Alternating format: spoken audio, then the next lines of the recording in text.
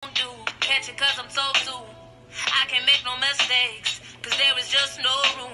Guess I was made like crutches, strong enough to hold you, strong enough to carry, but I can't think for you. I can give no input, only what I put in. Tired when I can't be, tired of my foot in, but I care for you. I want better for you, I can only hope that you want better also, cause we in a cycle. Good morning, good afternoon, wherever you are. I hope you are being blessed. Please don't forget to like, comment, and subscribe as you're coming in.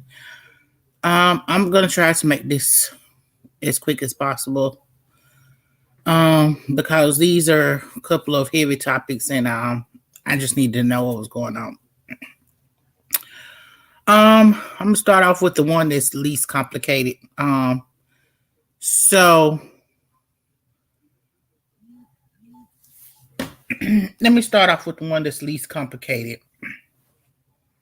The least complicated one is, hello everyone, hello. Thank you for coming in. I wanted to start off with something that happened a few years ago. That's the first one I'm gonna start off with. It happened in 2019 and we still haven't gotten any justice. A young lady was at college at Clark Atlanta University, and this is all about the South, so all these cases is Southern related. This little girl went to Clark Atlanta University, and she got a roommate at the university after they had been in college for a while, and she thought this girl was her friend. And her senior year of college at Clark Atlanta University, her roommate's boyfriend sexually assaulted her, and she went and filed a police report. And because she filed a police report and they was doing the DNA and everything, her friend and this young man decided that they was going to unalive her. And she still hasn't gotten any justice yet. 2019. This happened in October. And we still haven't gotten any justice. I don't know how long it takes for justice in the South. But I definitely think this young lady should have some justice. That's the first thing I wanted to bring to y'all. I'm so drained. I'm so emotionally detached. So I'm not for sure. Y'all all know I stay in Alabama. And in Pickens County, which is not very far from where I stay, in Pickens County, a police officer decided that this man was changing his tires, and she stopped by and she decided she was going to handcuff him and tase him. It's very disturbing. It's very disturbing. Okay. And I tell all y'all all the time, be careful what you put into your system. And it's kind of hard when you're seeing it on the news every day. Like when stuff happens in Alabama, of course, it comes on my news all the time. And so I'm staring at it. And I'm trying to put in my mind, I have older sons now, grown sons. And I'm always so worried. So when I saw that this happened in Pickens County, of course, I called all my children and I had to touch bases with them. But I also told them, stay out of these majority white towns. Please. Don't go there. Because something like this happens to you and it's caught on camera, I'm going to have to be locked up too. Because I'm not finna do this anymore. I can't. And we all worry about our kids. You know what I'm saying? We all worry about this stuff. And the world that we stay in now, you are right. World is crazy. And I keep saying this. I keep saying The world that we live in now has changed from the world I grew up in back then. I mean, yes, we knew there was racism when I was growing up. Yes, we knew there were, certain places we couldn't, hang out in or even ride through because of the racism. But it wasn't like emboldened. You know what I'm saying? I feel like it's not enough being done. These police officers are gonna keep doing the same thing they're doing because they feel emboldened. They feel like it's okay. They feel like they don't have to take accountability because nobody's holding them accountable for their actions. Now, of course, they do the normal thing. They take the people off the case for a while and suspend them. But she's suspended with pay. Okay? She's suspended with pay.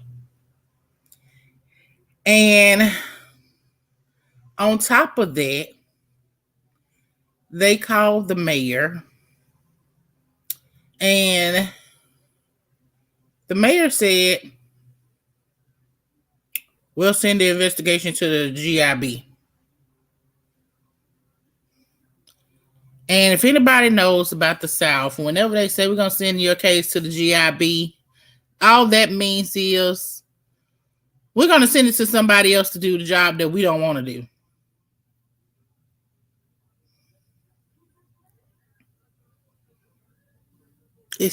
That's code for we don't want to handle it.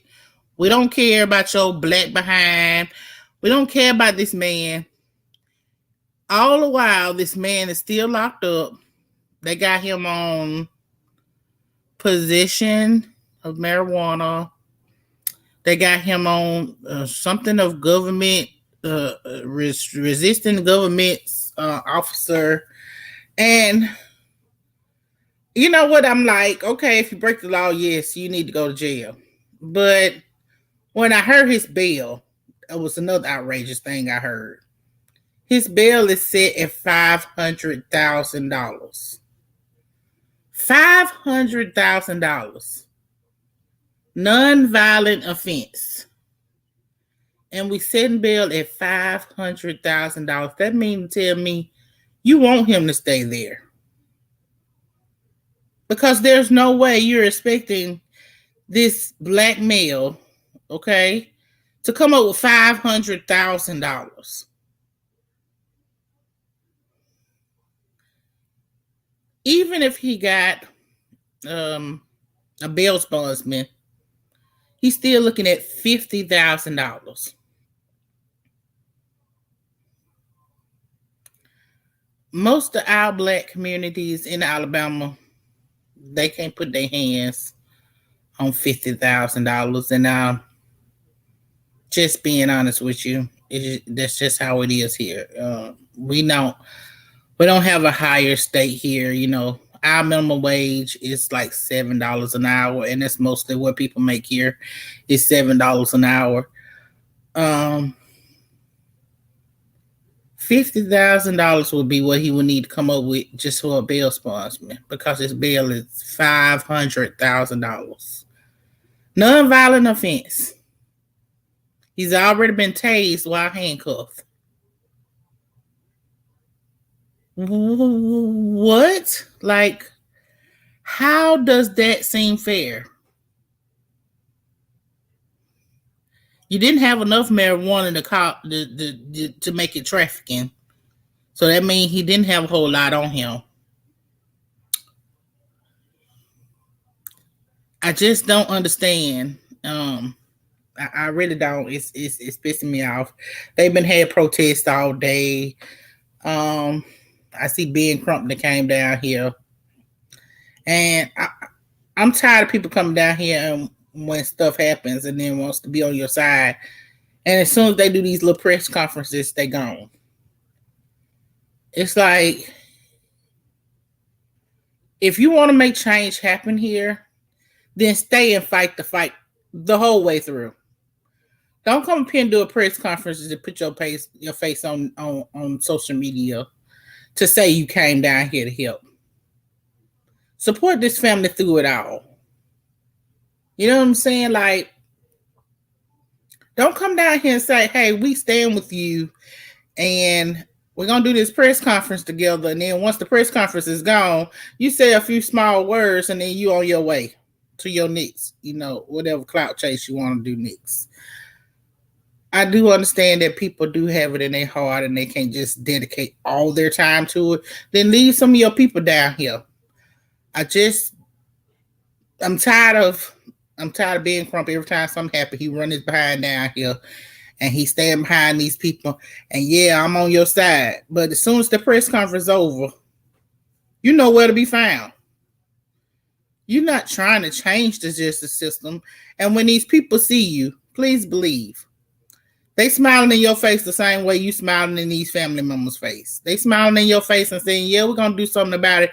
And as soon as you're behind, get on that plane, guess what? It's back to that same old racist town. It's back to the same old measures of good old Alabama, okay? Alabama ain't trying to change, okay? Here it is, our governor wants to be the first state to put somebody to death by nitrogen gas. And it's scheduled for January. This January. Nitrogen gas. Nitrogen gas is we take it in, but it has to be put with oxygen so you can be able to breathe. She's gonna put somebody down in January by nitrogen gas. Make it make sense.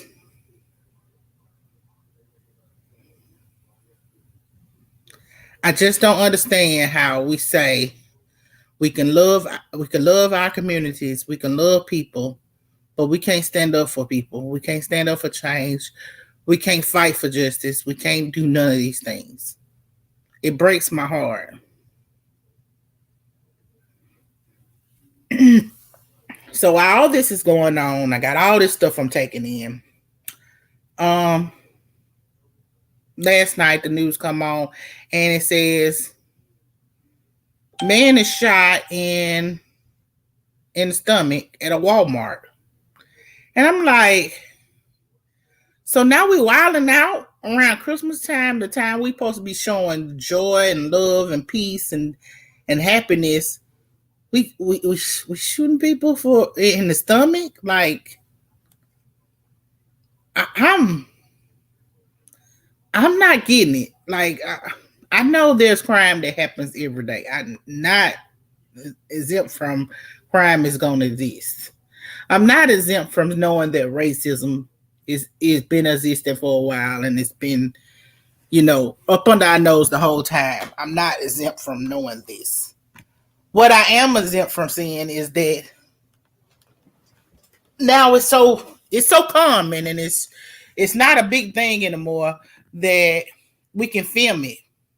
We can put it on social media. People can say, "Oh, I feel so sorry for you."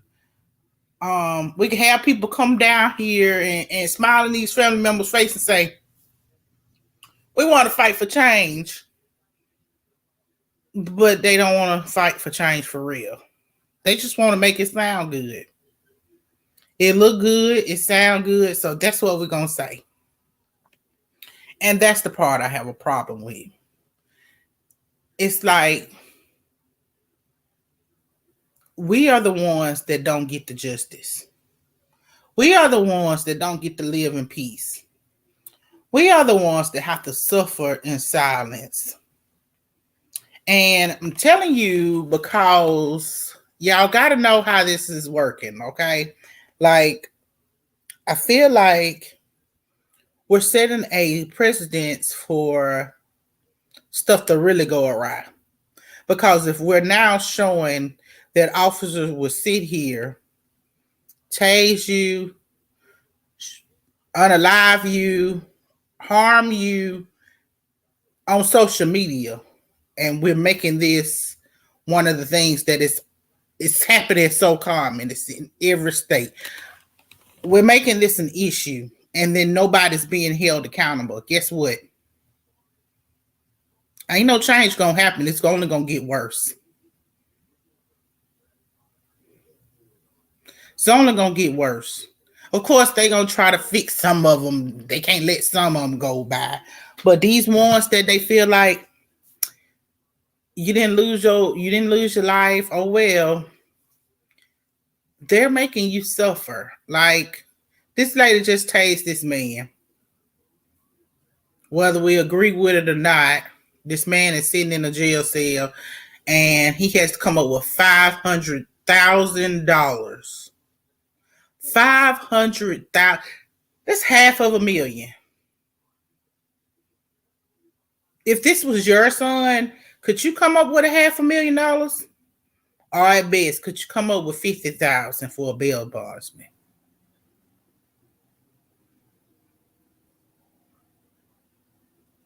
Like, make it make sense. I can't not do it. I can't do it in my head. I can't.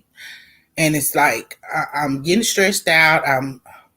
I feel tired. I'm at a point now like I don't want to see it anymore.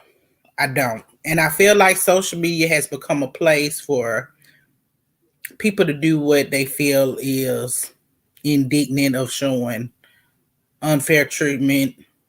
We glorify it. People clout chase off of it. They come down and they say they little nice kind words, and then you go on about your mere life. While those people that are impacted by this, they have to sit in it. They have to live in it. At a time that's set away for joy, peace, happiness, and love. You get to go home to your family. You get to take all that negative energy and wash it off of you. And these people have to still sit in it. They have to figure out a way to get this young man out, make sure he had the medical treatment that he did, that he needed. And with Pickens County, I'm pretty sure they didn't take him to the hospital. I'm pretty sure they didn't. Because that's a whole nother town, and they really don't care about black people lives or how we feel or um, how it may affect us. Hi, Robin. How are you? I'm good. How are you? I just tuned in. What's going on? I'm Okay, like, so I kind of was all over the place. It was a lot going on, and I wanted to talk about it. Okay, so I was telling people about in Alabama we had not too far from me, maybe about 40 minutes away from me, Pickett County. We had a black man he was changing his tires, mm-hmm, and the police stopped by him to check to see what was going on. And the lady ended up finding some marijuana, so she say, and she puts him in handcuffs. And she takes him to the mm-hmm, car, and while he's handcuffed, she tases him in his back. And while he's mm-hmm, squirming because the taser hurts, she holds his head against the car and tell him to shut his bitch ass up. mm-hmm. And I'm like, we about 2 weeks from Christmas. The time when we're supposed to love and joy and feel good, and they're doing all these protests, and I'm like, I'm not going out in that stuff because here's the thing. I know where I stay. Okay. And as soon as Ben Crump, because they love to do this when Ben Crump run his ass down here, we're gonna protest, we're gonna do this. Ben Crump is down there because of the press conferences. As soon as that press conference, huh? You know what? I'm gonna tell you. You This is what I'm hearing from you is what they used to say about Reverend Now. Yeah. Oh, he used to do Because the same thing. Reverend Al used to nope. run his Let dance me tell down you here about. too. Let me tell you about both of them. Both of them. They don't go where they're not called. Literally.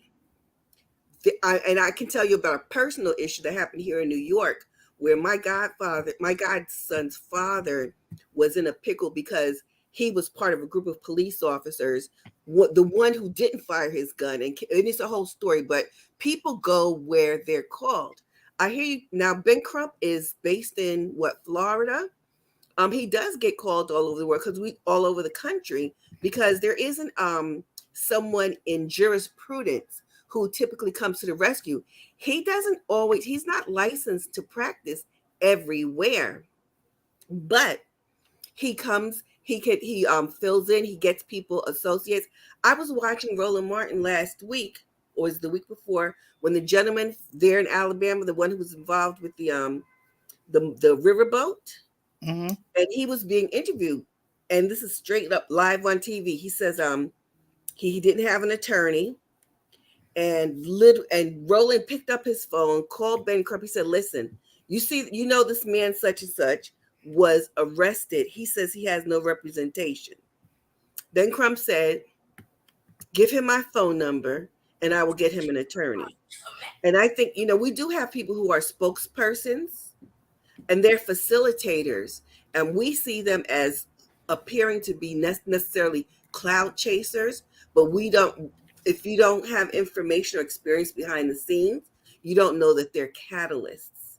And I remember the first time I was asked this question about Reverend Al was, I just graduated from college, I went back and visited, and one of the graduate students said, "Hey, you're from New York. What do you think of Al Sharpton and Alton Maddox and Anthony Mason?" And I was like, It took me a minute. And I said, on the one hand, it appears that they are like these cloud chasing attorneys. But then on the other hand, they're the only ones who are coming out to speak in favor and for people. And, history in my observance has shown that we don't have, as we have in the past, a central leader in our community in any real discipline. And this is who's filling in this space and place. And he has had a good measure of success in helping to move things along. I also want people to know that when there are injustices done, especially like you're talking about this gentleman who was tased, he will help to work out a civil solution, meaning through the civil courts, but the other side is the criminal court, which we as a people can influence, but we don't have a whole lot to say. Okay, well, let me tell you what I know. Okay, I know Ben Crump comes down here every time something happens. Every time somebody calls. I know as soon as that press conference go off, Ben Crump is on the plane. And I know those families suffer even more because Ben Crump came and been by their side. And as much as we say Ben Crump is fighting, Ben Crump has overgrown the fight for justice. Almost like Al Sharpton. After so long, they have so many people that they're trying to help that your help is more of hurt than help. And I'm telling you, what's going to happen is, well, this is what I'm saying. What's going to happen is these people are emboldened because he's here to protest. And as soon as he's out of here, that protest is going to turn to a point where these people are going to be locked up. Well, maybe the problem is beyond what he does is brings attention. But I think that the bigger issue is the lack of general leadership in our communities. There hasn't, in my opinion, been a good enough effort made by legacy organizations such as the NAACP, the Urban League, to help to foster new leadership. And so these people who have been there, they don't listen to or train or bring up people. Actually, the only one who's done that has been Reverend Al. But I can't believe I'm speaking up for Reverend Al, but because I've seen it. You see Tamika Mallory. Tamika Mallory used to work for NAN, and she developed her own style, her own base, and her own mission. And now she has Until Freedom. And she goes, she spent time she stayed down there fighting for justice for Breonna Taylor and does other things. So the problem is that we have these movements, we have these protests, but there's no plan that follows the protest. So that's why things dissipate and they seem to fall apart, because you're not having that groundswell of people support, and it's not visible. I remember saying the same thing after the very first Million Man March. I said, well, what they're going to do after that? What's the mission? Where are they sending them? What is the structure? Without a structure and a construct by which to move things along, problems. We have this Black Lives Matter movement that spurred all these different offshoot organizations, everybody under the same name, but not under the same banner or the same guise, not with the same mission, not with the same purpose, not with the same clarity of vision, not with the same leadership.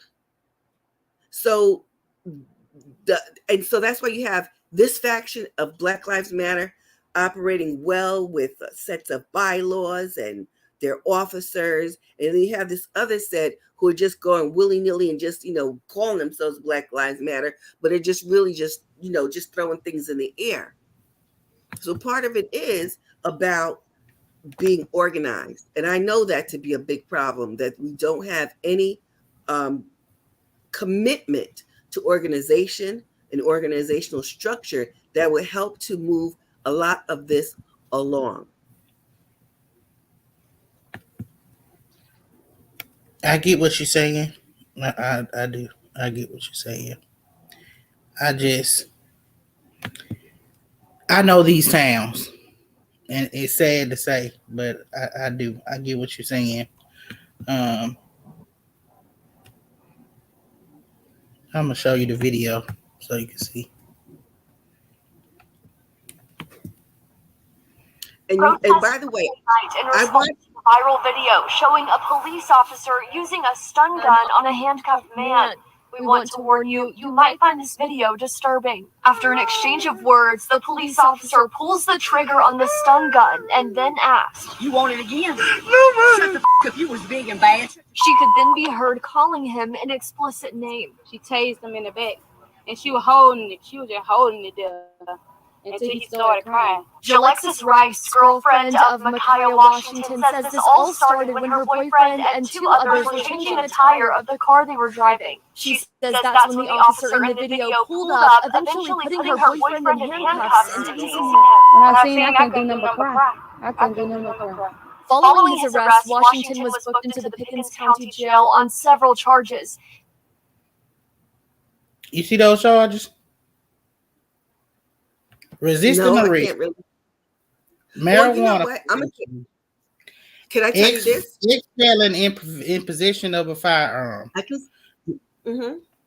Drug trafficking. Mm-hmm. $500,000 is his bond. Mm-hmm.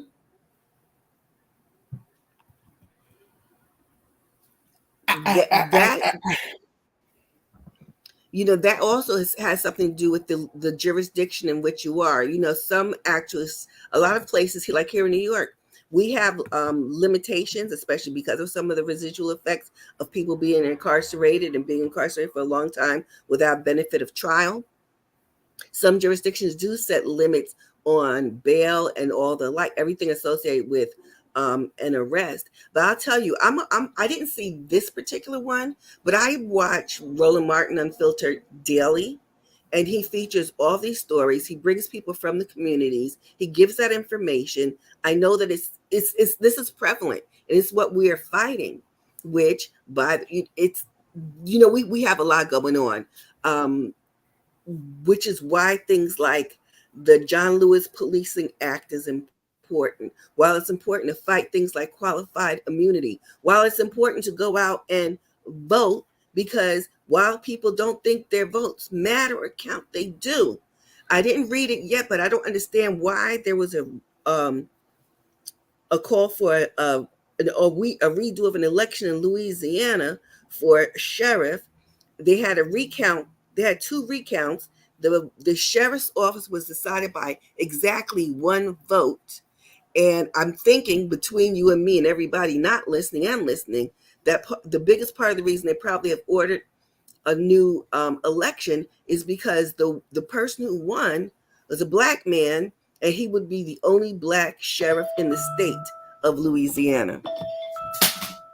Well, the reason why I'm saying this is because I'm sitting here and I've been looking at our justice system for the South, not only just in Alabama, okay, I also talked about a story of a 21-year-old girl that was at Clark Atlanta University. That's in Georgia. Okay. Mm-hmm. She was unalived by her roommates and her boyfriend Mm-hmm. in 2019. Mm-hmm. She's not got justice yet. It's 2023. It's the end of 2023. She died in October of 2019. They arrested them 2 days later. They found out immediately who did it. The sad part is, are they in custody awaiting trial? they trying to let them out now on bond. But they have been arrested and they are awaiting trial. Yes, they been have been arrested, but it's just that's what I'm saying. Our justice system ain't just when it comes to us. Well, the wheels of justice turn quite slowly, and in fact, there are differences. So, for example, in the state of Georgia, what we learned with the arrest of people involved in this election fraud case, the RICO case that's been brought against the 19 defendants, we learned that Georgia has a statute that allows for the call for a quick and speedy trial in a way that is better defined than the United States Constitution. The Constitution merely says that, but it doesn't have a time limit. But in Georgia, we had at least 2 people who requested a speedy trial. And so that meant that their trial will be held within, I believe it was 90 days. And so that also makes a difference. People can be, listen, here in New York, remember the story of a young man named Khalif Browder? Yes. Khalif Browder was arrested, right? He was in jail for over a year, arrested for stealing a backpack.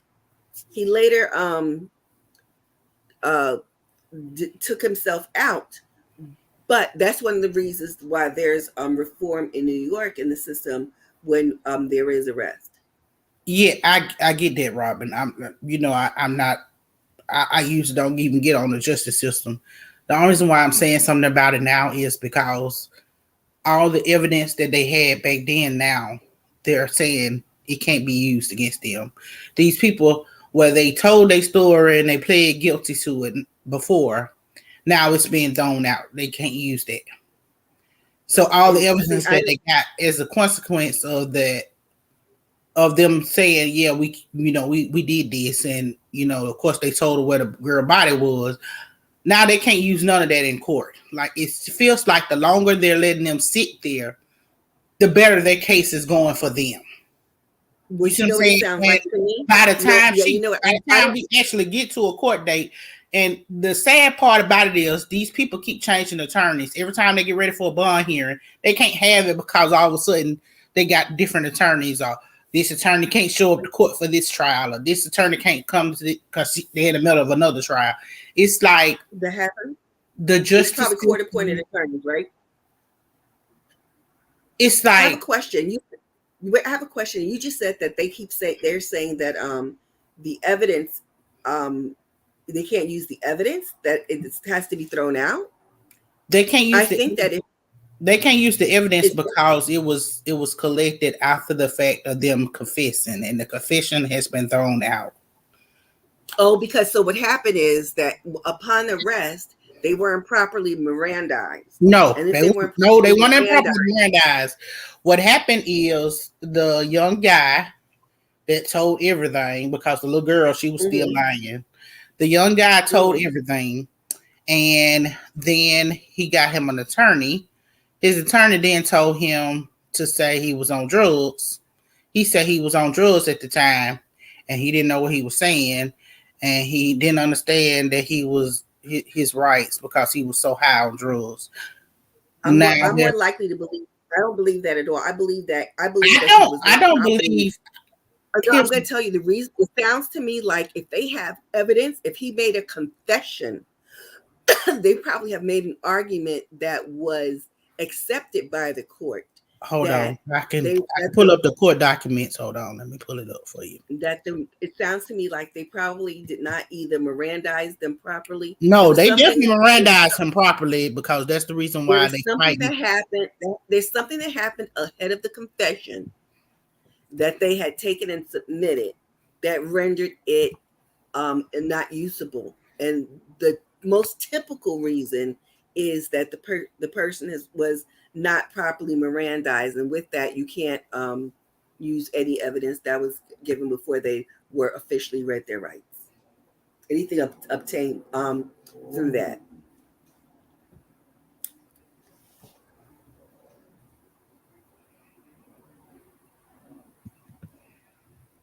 I don't know.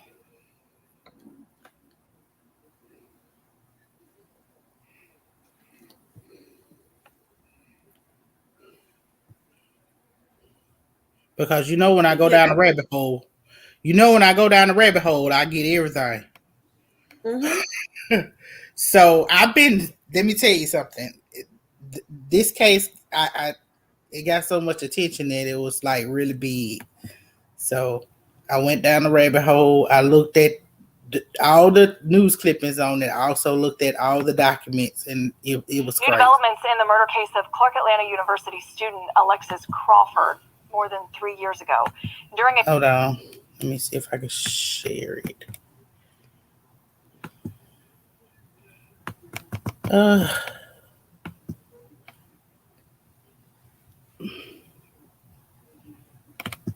This stuff make my heart so heavy because I'm a big component of. We have to fight for us. We have to fight harder for us than should be. But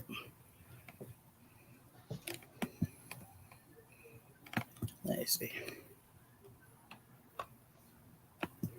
Developments in the murder case of Clark Atlanta University student Alexis Crawford more than 3 years ago. During a hearing Friday, we learned her accused killer's confession cannot be used in court. That's correct, Judge. The court issued an order on January 27, 2023, suppressing defendant Brantley's confession. Barron Brantley appeared in court for a bond hearing that was postponed. His attorneys are seeking his release, while prosecutors appeal the ruling that they cannot use his confession in Alexis Crawford's 2019 murder.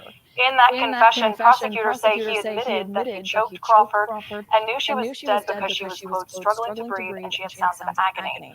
A judge ruled he was likely under the influence of drugs while giving the confession and coaxed into it by detectives. We've been following this case closely for you.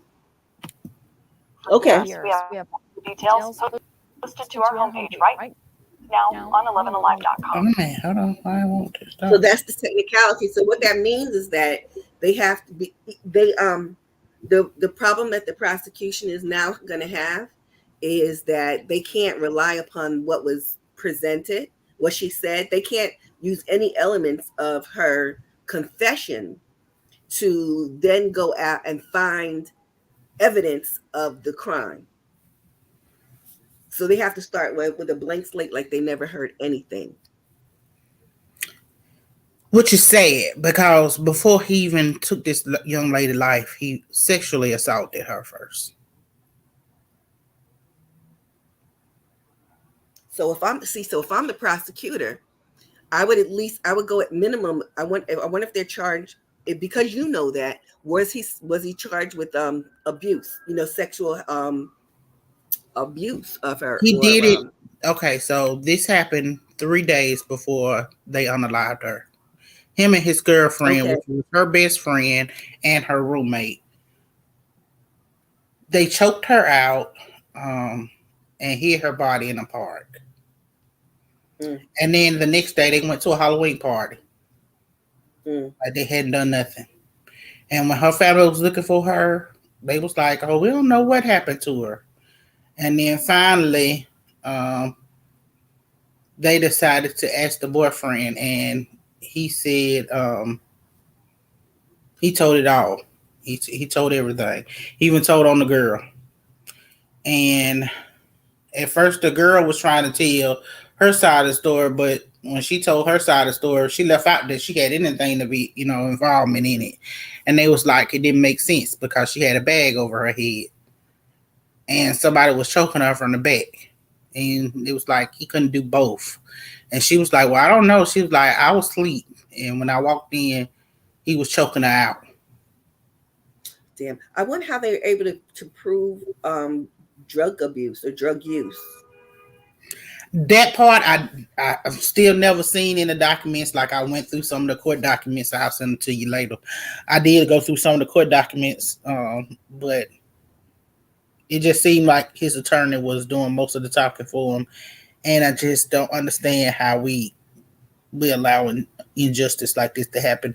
And now, after 3 years of this girl, over 3 years of this girl being unalived, for now, they're talking about bond, letting this sucker out on bond. And I feel like that's just because we keep going down this rabbit hole. The longer we keep going down this rabbit hole, the longer that's being postponed. It's looking like his chances of this family getting injustice is going to be slim to none. And it sucks. It sucks so bad. And I'm like, it's making me want to move from the South. Like, I kind of thought this, but no, I didn't. I didn't think this was going to be my favorite place. I've been wanting to move for a while, but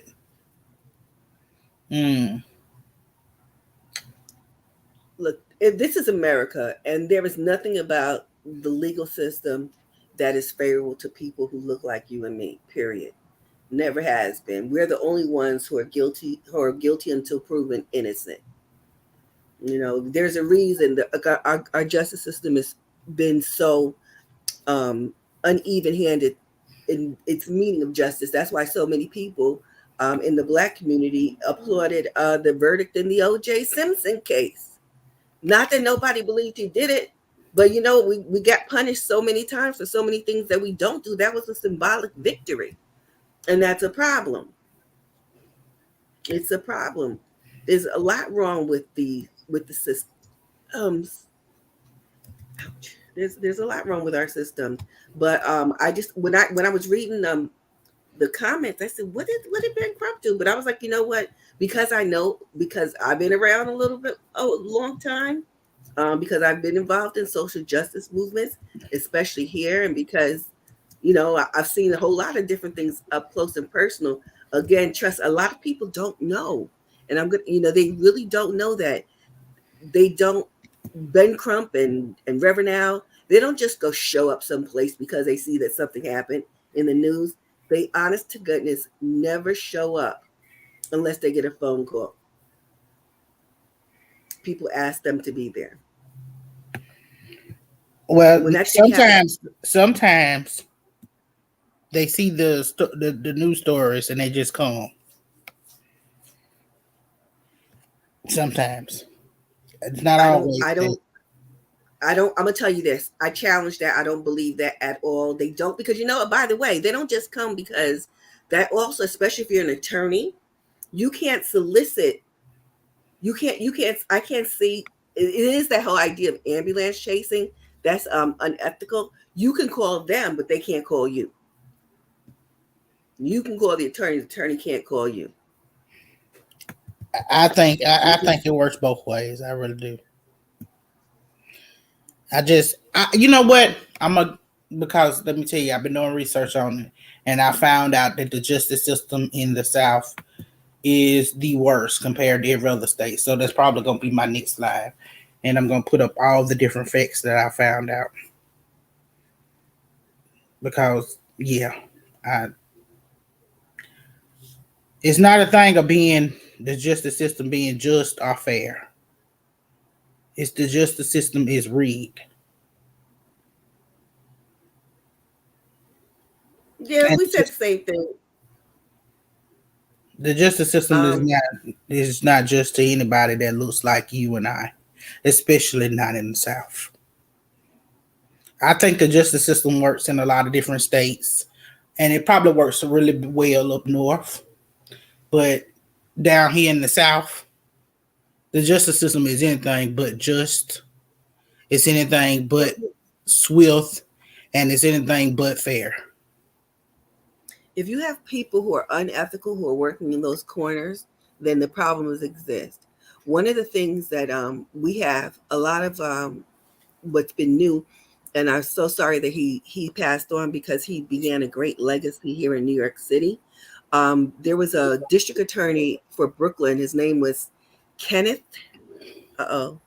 what's Ken's last name? Anyway, he was actually a partner with Doug Wigdor, who represented Cassie. They had this fabulous law firm. But when he became district attorney, he set up an integrity unit to review court cases of people who, I mean, like it was like their own version of an innocence project, but funded by the city, because they know that there's corruption that abounds, and the number of people who have been released from incarceration based on reviewing cases and finding of facts, learning about inconsistencies, learning about planted evidence, learning about lies and propaganda. We that's one thing that's kind of good that we got going on, and I wish that it was more prevalent, because we know that there are so many injustices. There are so many people who have been and are incarcerated, um, not and it has the they have been absolutely not guilty of what they have been found guilty in the court for, Hey, or been Marcella. forced to Hey, I'm from New confess to. York, and I'm familiar with Al Sharpton very well, and I'm familiar with Jesse Jackson. There's people that, like, if something happened, somebody in their camp scouts out things, and they take it back to Al Sharpton and see, will he take the case, and then that same person goes to the family and said, I've spoke to Jesse Jackson or Al Sharpton about this. He's willing to take your case. Do you need his help? I appreciate Al Sharpton and Jesse Jackson that they are willing to get involved, but they will pick their cases. They will pick their cases, just like the guys that got convicted in the Central Park. They wouldn't touch them. And look how many years later we found out that the Central Park boys were not guilty. They did not go up against Donald Trump. They pick their cases, but they get paid, and they get, where people are saying, wow, Al Sharpton was involved in that case. But we cannot forget that these are just human beings, because Jesse Jackson got caught having a baby with somebody else, and he was very married. Al Sharpton used his position to sleep with black underprivileged women in the community. And I was born and raised in Harlem, New York.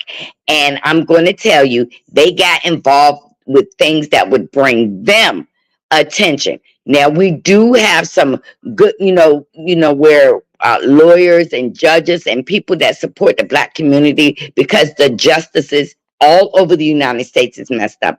But this is what I'm saying. Donald Trump was charged with RICO. So was Young Thug charged with RICO. Young Thug has not been found guilty of no crime, but he's sitting in jail. In the same county, Donald Trump was charged with RICO, and none of those people are sitting in jail. All of them had to report in and got bond. Young Thug did not get no bond. So there's different justices for different people. And Al Sharpton, Jesse Jackson, all these people will pick who they think they can win, and they get a big payday out of that. So I'm telling you, Al Sharpton, I marched with them. I did everything. And guess what? They do not support everybody. They support where they can get, people to recognize them, recognize the case. In New York, we've had some terrible cases in the Bronx, in Harlem, everywhere, and they just don't jump in with the Brooklyn cases. They don't do it. And Al Sharpton is right there in New York. Well, that's what I was saying. Like I think They clout chasing. I think Ben Crump wants to do good, but he does want his face on social media more than he wants to help the people that he's doing. And what I'm saying is, here in the South, these white people don't want that attention here. They don't want you to show what they're doing wrong. Like, they try to silence you here. You know what I'm saying? Even if when they find out they do something wrong to you, they try to some way say, oh, this was still your fault, and try to silence you. And I think just by setting these people up to come up here and do protests, I think his heart may have a good spot for saying it, but I just don't think the outcome is going to be. And that's just me speaking on all my years of staying here in the South in Alabama, I know how these people work. I feel like all our elections are rigged. I feel like people that stay here, we already know you can vote all day long. Your vote doesn't count like you think it does down here in Alabama. Because let me tell you, the amount of people I saw come out when we had the Barack Obama vote, the amount of sea of nothing but color people I saw all over the state, okay? And our state still turned red, okay? And it was not, no, it wasn't no slight red. It was all the way red. Like we was over 50% red. And it's like, there's no way. Like it was more red than it normally is. And I'm like, there's no way. I saw so many that I don't see on a normal basis voting. It was no way we should have been that red. Like even if you said, hey, okay, you ain't counting in all these little racist towns, there was no way it should have been. You have to look. I have to challenge you that you would evaluate the vote in a presidential election different than you would others, and it has everything to do with the Electoral College. In other, no, I was just using that as an example, but I'm just saying. No, but I'm saying that I already know. You know, I know your how to governor vote. is Kate Ivey. Yes, so and she's a Republican. Your state is very red. Your state votes Republican. Yes, but it shouldn't. That's what I'm saying, Robin. It shouldn't. Why not? Do you see? I know what you're saying, but that's when people aren't as clear as they need to be, and I think it's a failure of our educational system to understand things like how the vote is, how districts are. And I know how the districts are broke up. That's what I'm saying. If you looked at our state map, okay, clearly it says this state is supposed to be more. It's more minorities here than it is. However, it's more Democrats here than it is. Gerrymandering is the biggest curse upon us next to the Electoral College. Let me tell you, gerrymandering for me, it pisses me off because, by the way, I'm pissed off because they changed the lines, and for the first time, I'm out of my old district, and that fucking AOC is my Congress member, which is bullshit to me. She's supposed to. I don't want to be in a district that has a representative for the Bronx and for Queens. They've gerrymandered and cut these things up so badly that you have someone from Manhattan representing. No, they're in the Bronx. You got somebody in the Bronx representing the Bronx, Queens, and Mount Vernon, a whole nother 2 other counties. It's crazy. And the way that the lines are drawn is what gives you the outcomes that they have. It's because of gerrymandering, the way that district lines are drawn is why they're. If we really divided the country's election districts up in earnest, as they were intended to do by neighborhood, there would not be a Republican majority, for example, in our national government, our houses of Congress and in the Senate. They would be all Democrats, but because of the way that the districts are configured, they were able to game the system, and I say cheat, and that's why we have what we have, the unrepresentative government.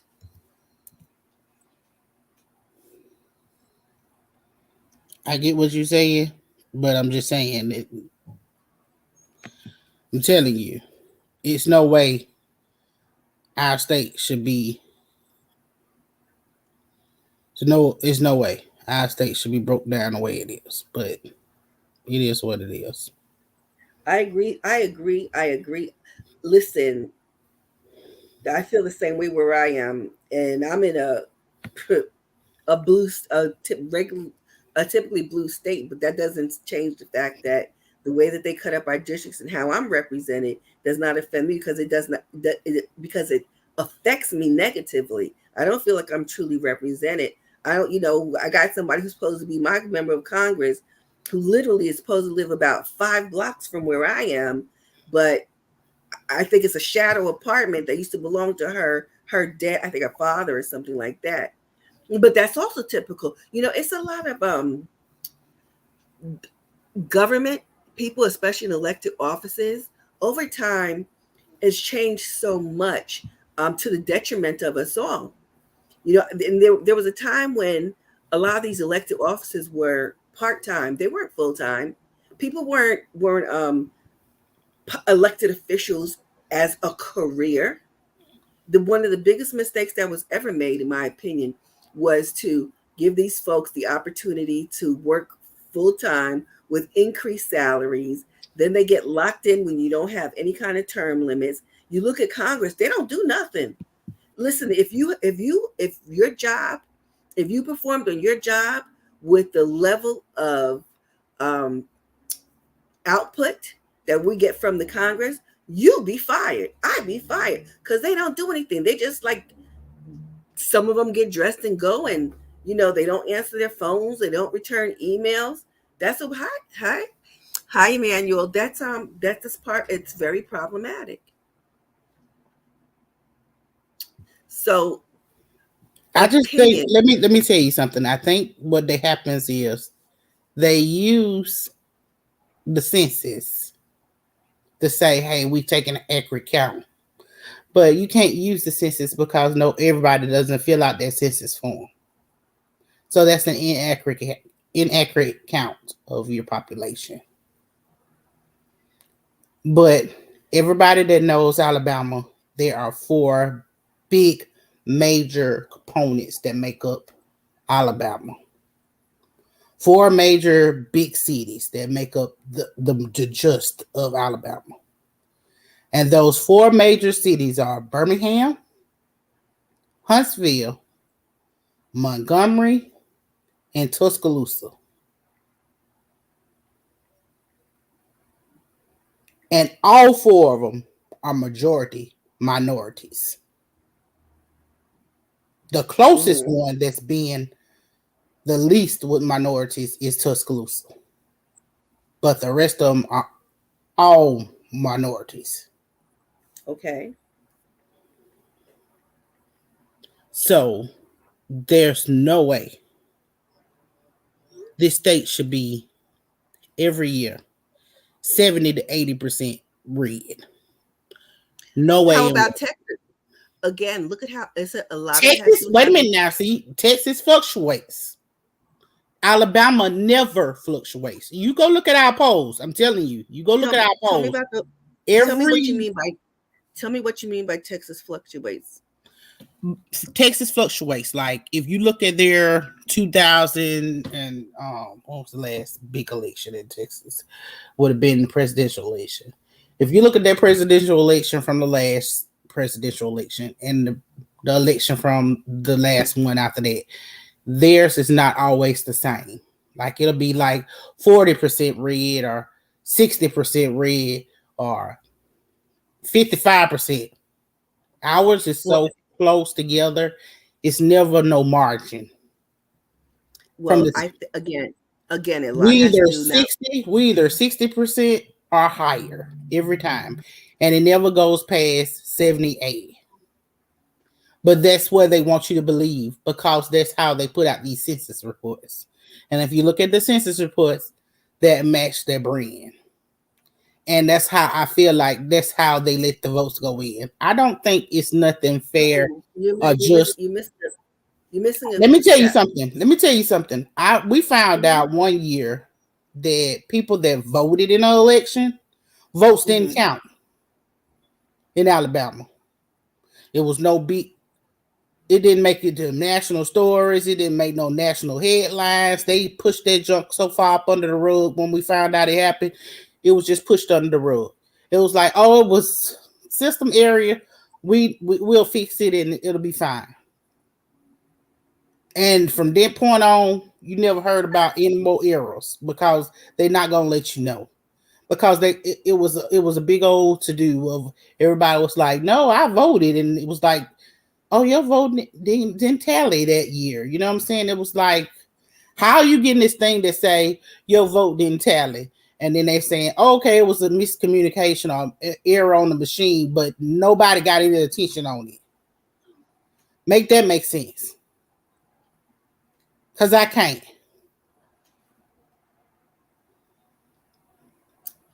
I can't speak to your voting machines, practices, and outcomes. The man will say he from Texas. He is.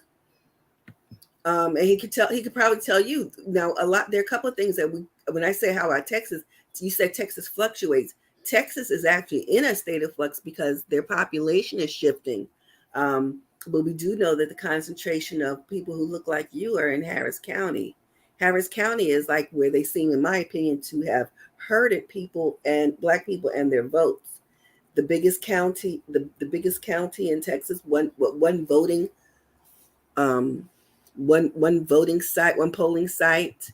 And it's I forgot how big it is. Oh, I forgot what the comparison is.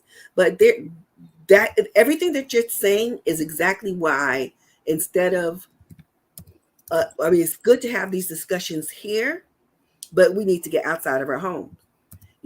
Outside of your homes can be actively participating physically, going to a protest, but yet going and being civically engaged in community-based organizations, civic organizations, your local school boards. Those are the kind of things. That's where stuff matters. That's where you make connections, and that's where you get people involved.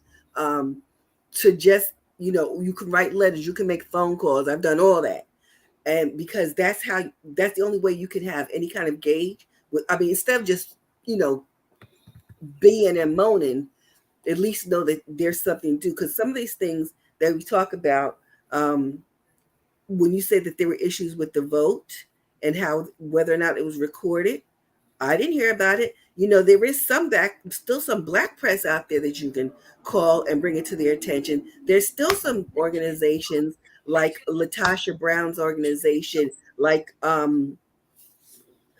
Vote Black Voters Matter. Or there's several. Actually, I'll get you a list if you like, that you can call in and say, hey, listen, this is what's happening.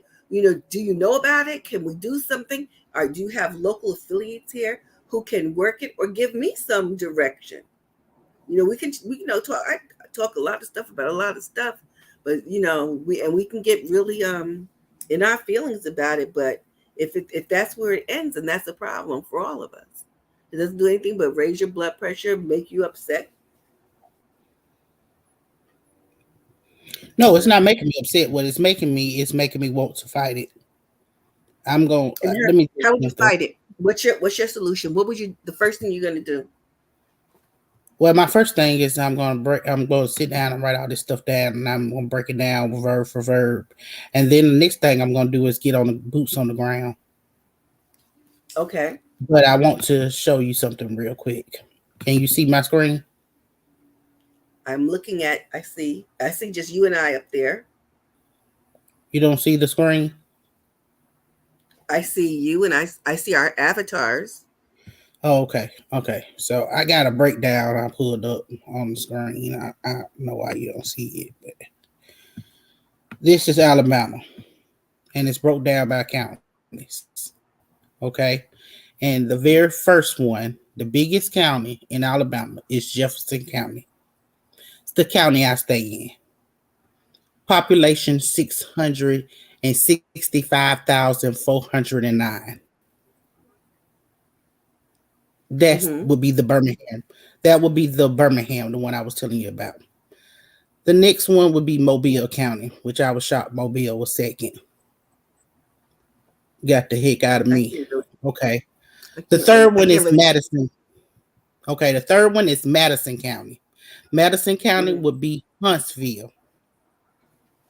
Okay. 403,000. The next one is Baldwin County. Okay. The fifth one is Tuscaloosa. The sixth one, Shelby. Seventh, Montgomery. Then Lee, then Morgan. And 10 is Calhoun County. And at 10, even Calhoun County, at 115,000, it's still 50-50.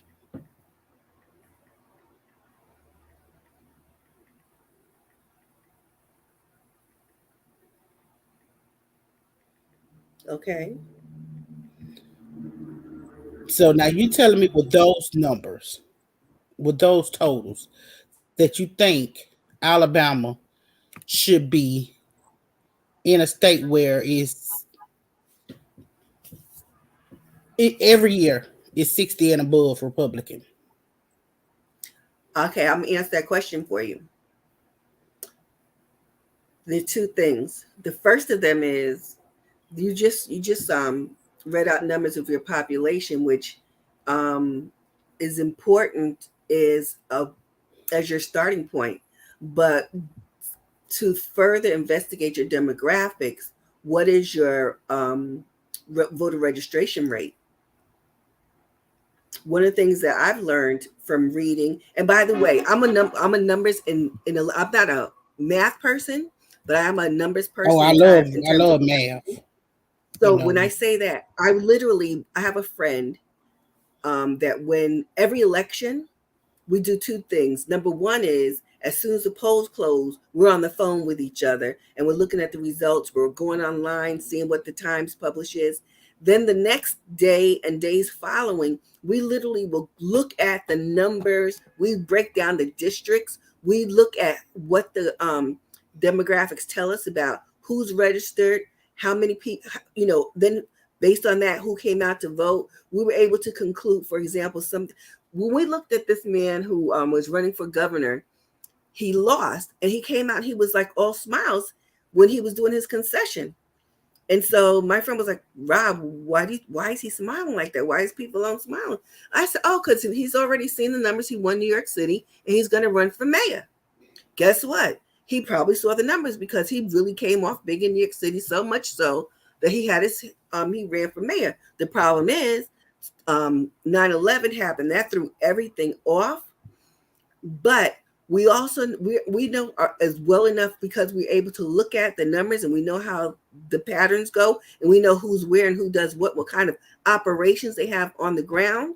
We said, oh, Billy Thompson would have won the race for mayor if the Reverend Floyd Flake, who used to be in the Congress, who has a stranglehold on Southeast Queens, if he endorsed him, he would have won. That's where he lost the election. So what you need to know, the numbers, the aggregate is one thing, but you need to look at who's actually involved. One of the biggest problems in the South is that not enough people, especially Black people, are registered to vote.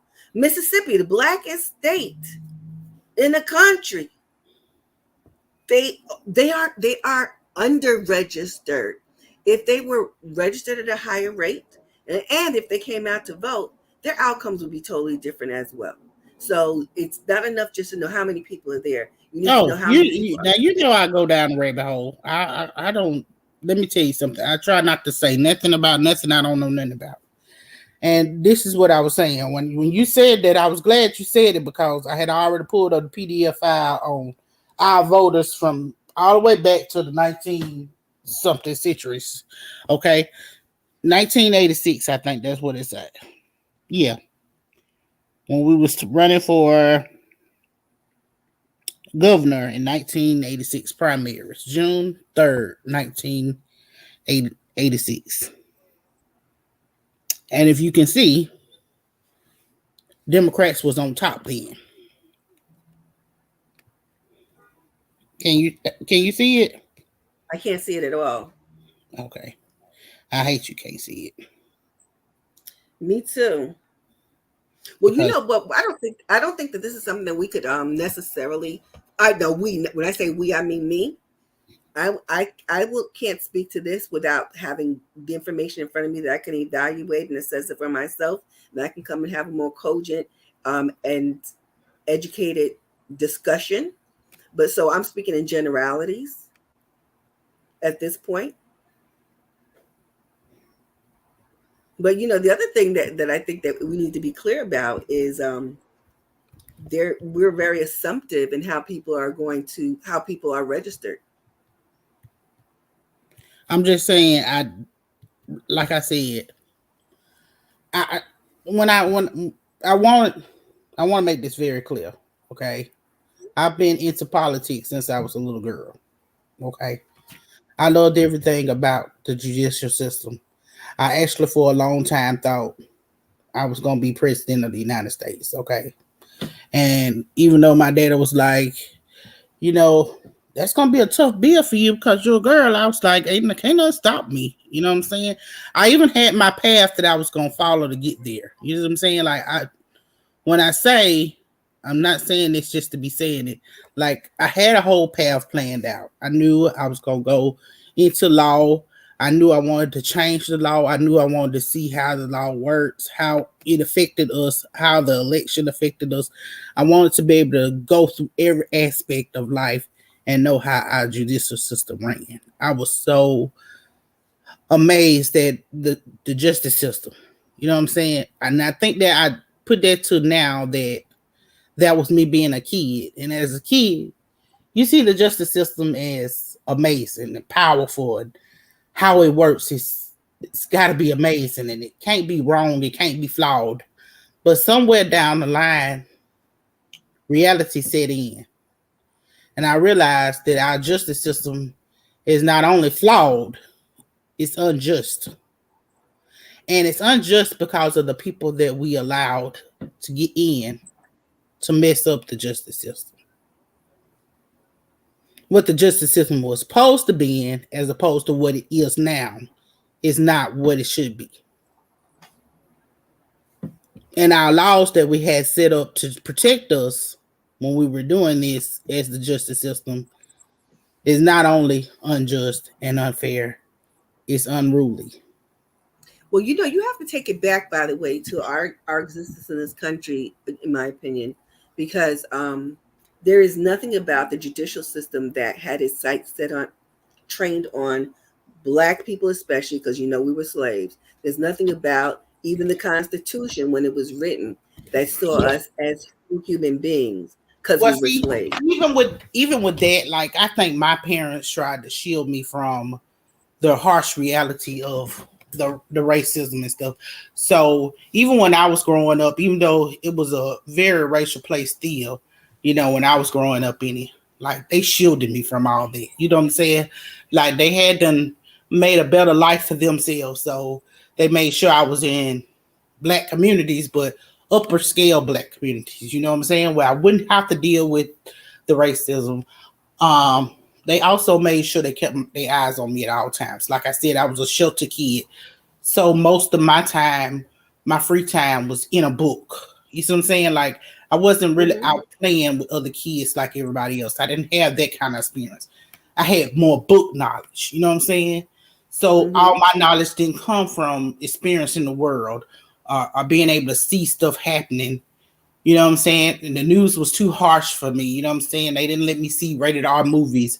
So as a kid, my eyes were sheltered and everything looked like amazing. You know what I'm saying? Like for a kid that way, being raised, especially in the South, I don't know how they did it. I'm going to chalk it up to they were amazing parents, okay, to put me in a place that I didn't even know I was living in. But on the other hand, that affects a child a different way when they have to grow up and have to enter this system and for the first time experience stuff that they've never experienced before. You see what I'm saying? Like where they made me book smart, I wasn't always street smart. You see what I'm saying? Or where I had the knowledge of those books that they instilled in me. And let me tell you something, my parents, they had encyclopedias and the children, I forgot what the name of them is. There used to be some kind of children books that came with the encyclopedias. I understand. Well, Being there book was really there's being no book substitute smart without street experience. smarts, being book smart without street smarts will affect you, especially if you're staying in the South. So Well, I'll for say that long, it's not that's don't pigeonhole the South for that. I think that any place where you're kept away from the truth and reality of life is problematic. This there's a good argument to be made that experiential learning is as essential, maybe more than book knowledge. And it is, what it is. And I tell people all the time, especially when we talk about people who are Black necessarily in this country, that it's really, we've been conditioned to the concept of the utopian concept and construct of America. We see that, um, you see the great slogan, but we see the slogan. We look up, and we don't look down or back, because when we look down and back, I keep saying to folks, as a Black person, we were not seen as having the full rights of citizens of the United States of America until 1965. 1965, between the Voting Rights Act and the Civil Rights Act. Those are the things that put on the books that we were whole citizens. In practice, it's not necessarily. Getting worse, yes, because there are the rollbacks. Thank you, Supreme Court. Thank you, the Republican administration that preceded this current administration. We have a lot to fight for. So we can't, like when I tell people who say, I'm not going to vote or my vote doesn't count, we have these problems. You know what? Still go out there and vote, because you want to be sure that you did your part according to what the rules are. So when you come back at them because you find an inconsistency, you find some wrongdoing, you say, this is what I did for my part. Now, what did you do? And if you didn't do right by me, we need to fix this. That's the only way we can make things better for ourselves, because trust and believe nobody's going to do it for us. Snack to you. I'm a military brat as well. Well, I think we all military brats. Here's the thing. Okay, so let me piggyback off of what you're saying. Okay, I feel like you have a point. Okay, because I'm a firm believer of, even though it feels like our vote don't count here, I'm not gonna never stop voting, because one of these days change has got to happen. Um, but at the same token, I'm not so doe-eyed and bushy-tailed like I was when I was a little kid. I know that there are powers at play, and I know here in Alabama, and I can't speak for any other state, but I know here in Alabama, just by me doing my due diligence and researching, that they have continued and strive to keep Black votes unheard and unseen. And the latest thing that they've done is trying to yet again strike off of that map, okay, again, and separate us again, because they know that these same communities that they used to call white communities are no longer white communities anymore. So let's divide these lines, make the Black smaller, make our congressional vote, our college votes bigger, so we can keep these big demands and widespreads. Okay, I'm not naive to the fact that the wider communities have a bigger range with the college electoral votes. I'm not that by no sense of the stretch. I already know that that's what they count on. It's not so much as the individual votes; it's those college electoral votes. I'm not, like I said, I did my research, but I'm telling you, every time they figure out, okay, there are more Black people voting in this county than this county, they're going to keep on dividing those maps to make sure that they keep our Black behinds where they want us there. And as long as we don't make this a voice that everybody can hear, to know that this is how our election system is ran, that this is how the justice system has been conditioned, that if they put these certain people in there and these people can make it a way that they can stay on the same jobs and do nothing, then we can keep our jobs. Because let's be clear, there are a lot, I mean a lot of politicians that are not in this for the right reasons. They're in it for the money, they're in it for the power, and they're in it for the fame. But they're Right. not in it I have a to. I'm really working to recall. There is a state in the South. Is it Alabama that was ordered to redraw their district lines because they were seen as, we know that gerrymandering exists, but what they did is it or is it, I forgot what, I don't know why I wanted to be Alabama. It may not be, but they wanted to cut out just black districts entirely, or take one and split it so there wouldn't be a majority black district. But there, it's just been in court in the last couple of weeks. I can't remember all of a sudden what it is. I'm sorry I brought it up without having that information. But and Nobody made them do it. It's just this thing that they've been trying to do, and what has happened is people are fighting against it. The Democratic Party has been fighting against it from them trying to draw these lines, because that's what they're trying to do again, yet again, because now all of a sudden Jefferson County is so, like, we so overran with, the black community, they can't take it. Okay, like every part of this state that they thought was gonna stay, my all white area has been run over. You know what I'm saying? Our kids have had kids. Our kids have gone on to get nice jobs and to be able to stay in those nice areas, and that affects them. That also affects this map.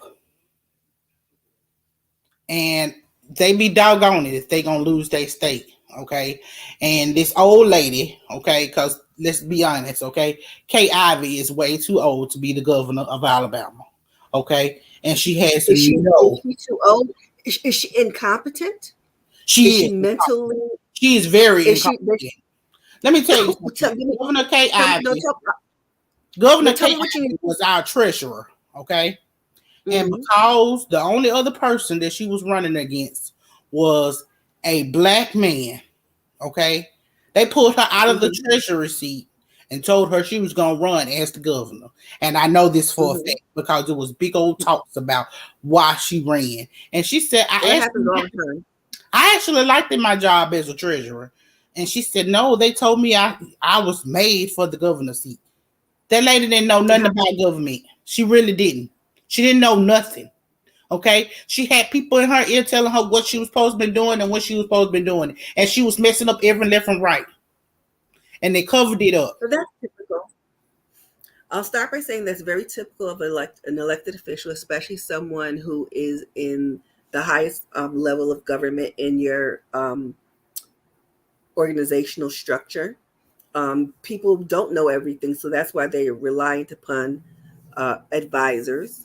I know that there's a lot of handpicking that goes on through powerful organizations and people to get people to run. I'll tell you, I didn't vote for Hillary Clinton when she ran for the United States Senate out of New York. I didn't vote for her because she was a carpetbagger. They just moved to New York after the presidency. Nita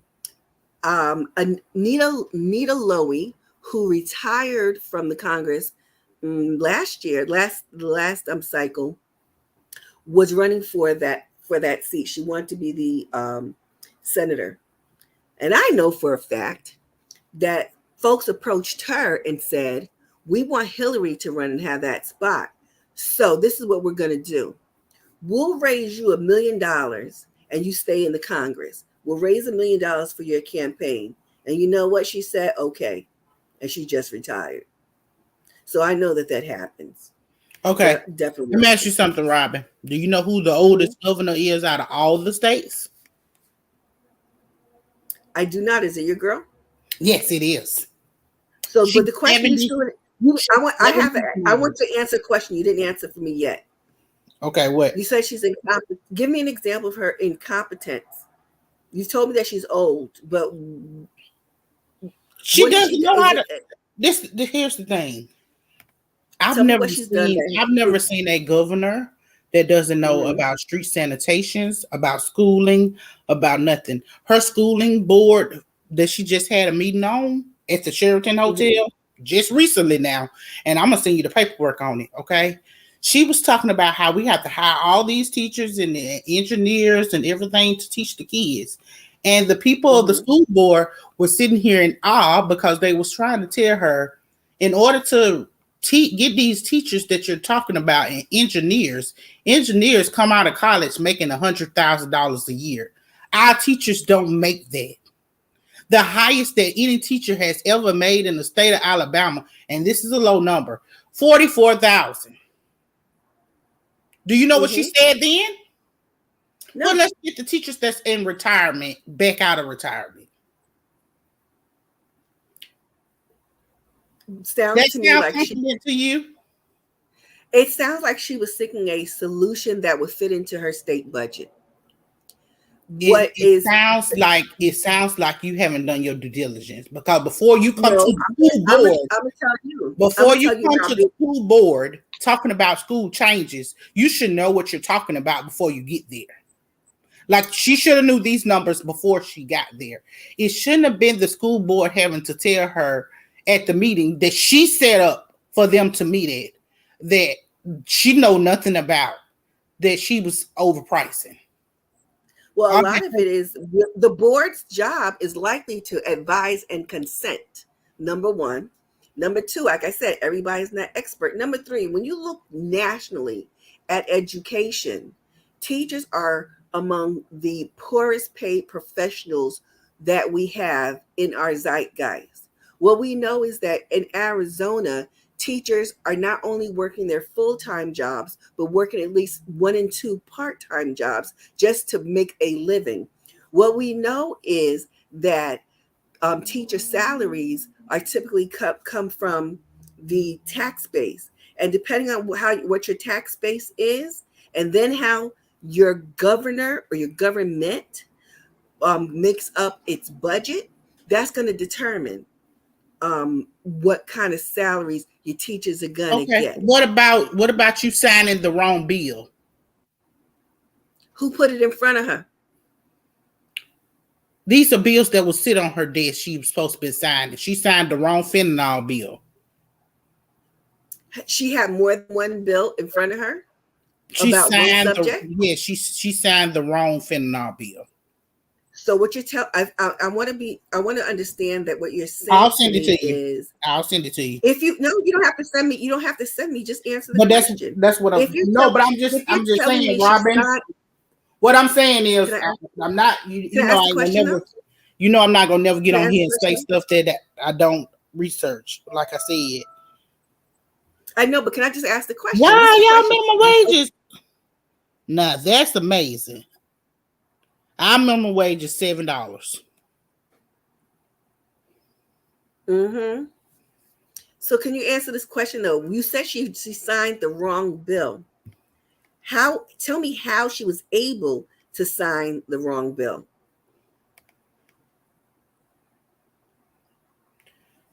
What you mean how she was able? She claimed it was a glitch.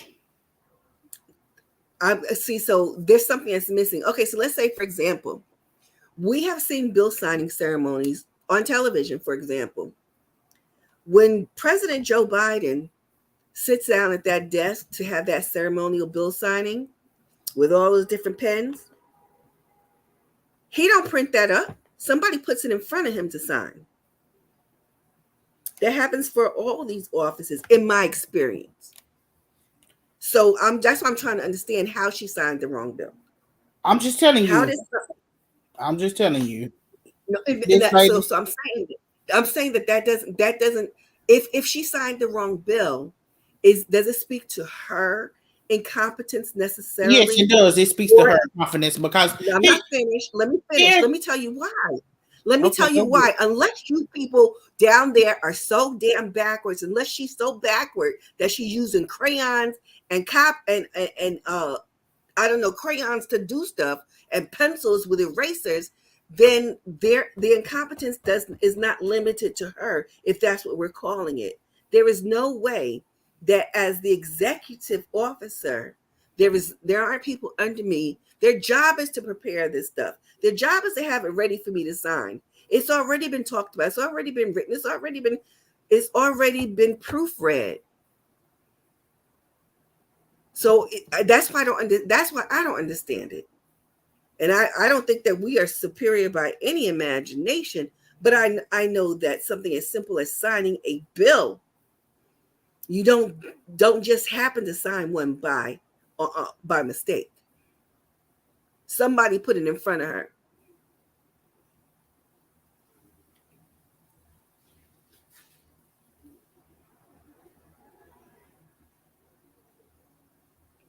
Now, what you sent me says a wrong version. Who put the wrong version in front of her? Software glitch. So if it's I won't even. I have to see it. But there are a lot of reasons for that, in my opinion. Really is. But we I think, again, one of the things I want to say is that we're very easily assumptive about how people, especially when we come into the electoral process, we're very assumptive that all the Black people are going to like be Democrats. Listen, my mother had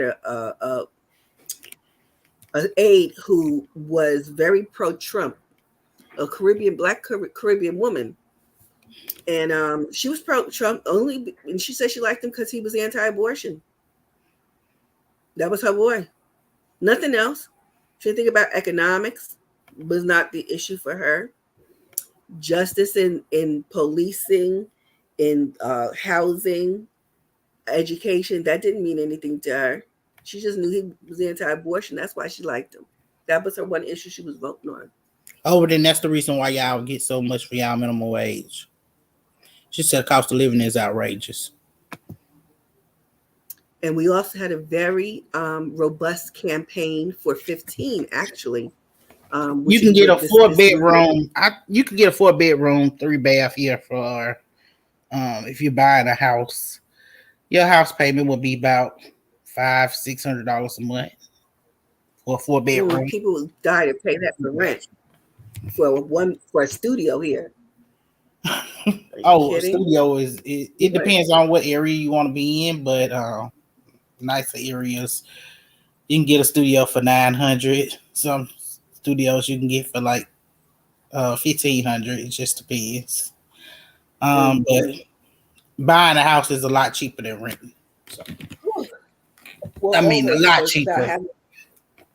That's the truth all the way around. It's almost like half the price. So that's what you take that for.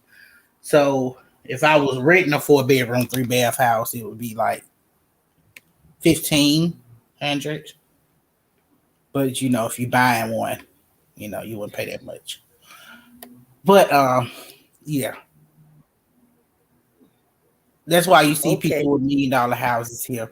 But let me tell you, I'm telling you. Oh, and Emmanuel, I'm gonna answer your question.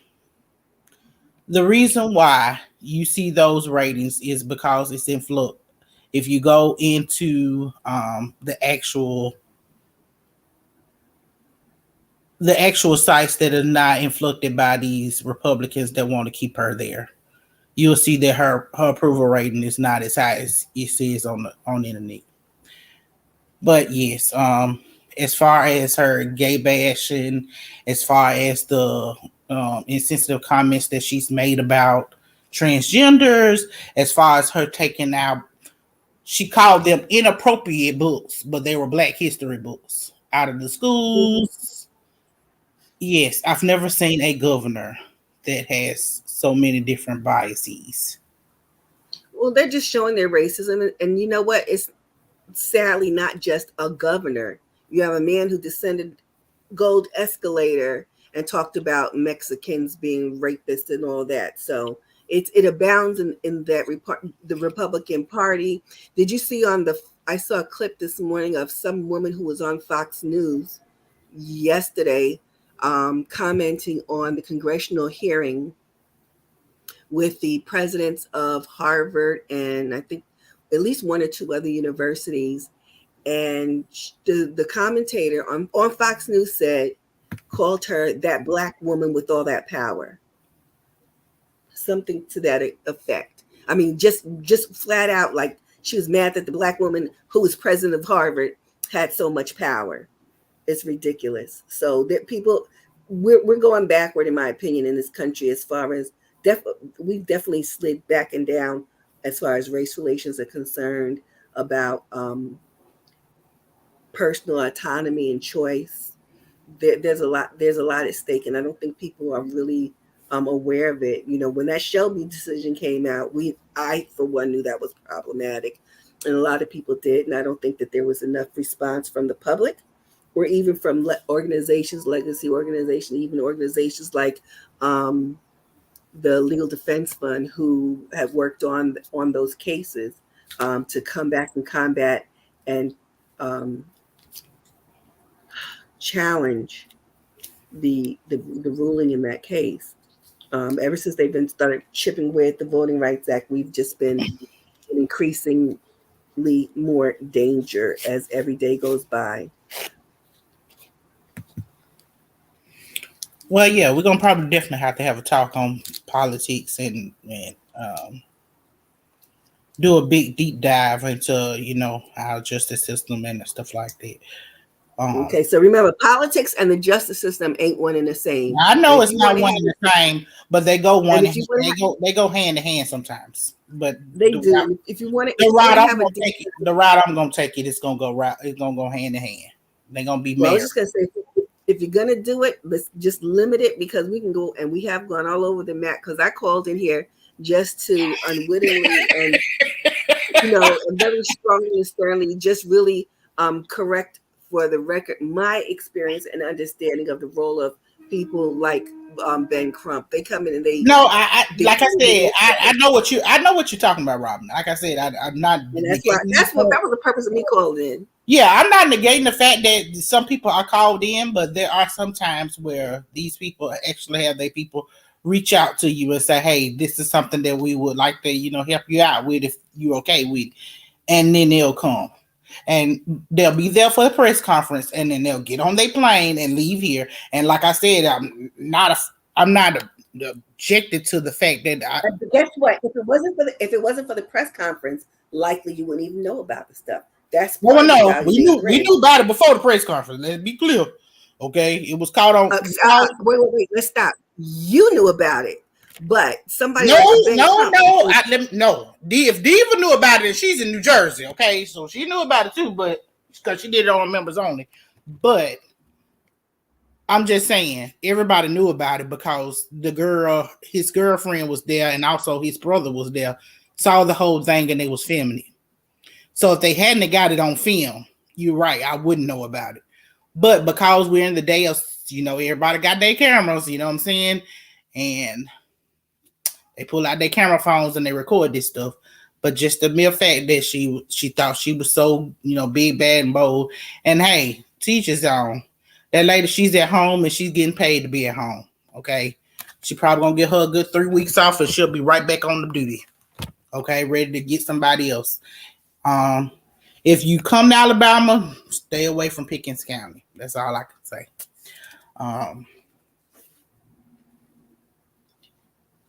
It's a lot of counties you need to stay away from. If you come to Alabama, just drop me a comment and I'll tell you what counties to stay away from, and different maps you could take to get you around and about Alabama, because there's a lot of different areas you want to avoid, especially if you come to Alabama. And some different highways too, because, baby, them state troopers ain't nothing nice neither. Now, you think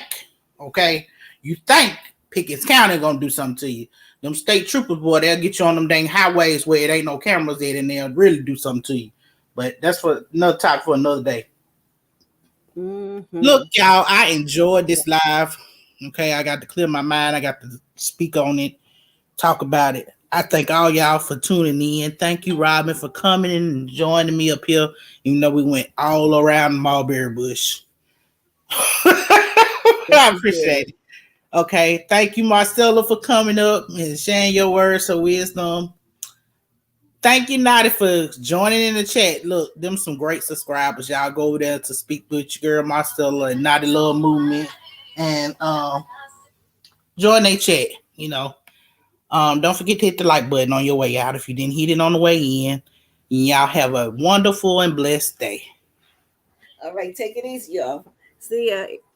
All right, bye-bye. Bye-bye. See you, Emmanuel. Smack to you.